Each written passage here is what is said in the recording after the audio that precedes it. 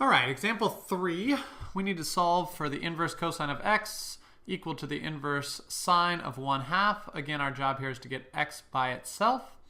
All right, in this problem, the easiest way to solve this problem is to look at the right-hand side and realize that we don't have any variables over here at all. All right, so what we're looking at here is the inverse sine of 1/2. When we see that, we can make ourselves a triangle. We are in quadrant 1. Since we're talking about sine, we're going to have a y value of 1. We're going to have a hypotenuse of 2. We can use the Pythagorean theorem. We know that the x value is going to be square root of 3. All right? We're going to call this any triangle we want. We're going to just come up with some variable. Let's call it triangle A.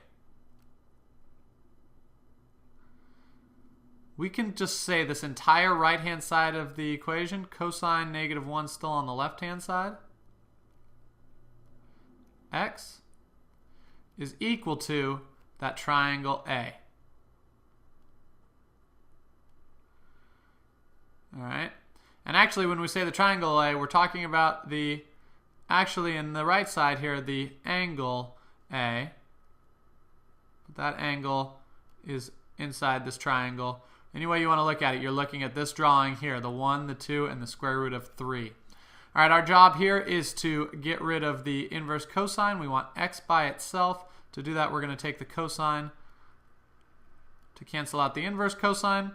Whatever we do to the left side of the equation, we also need to do to the right side of the equation. So we're going to have the cosine of A. Simplify this. We've got x after our cosine and inverse cosine cancel out equals the cosine of A.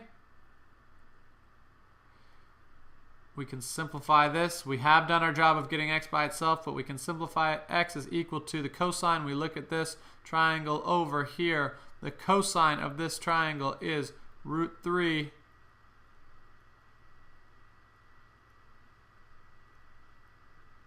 over 2.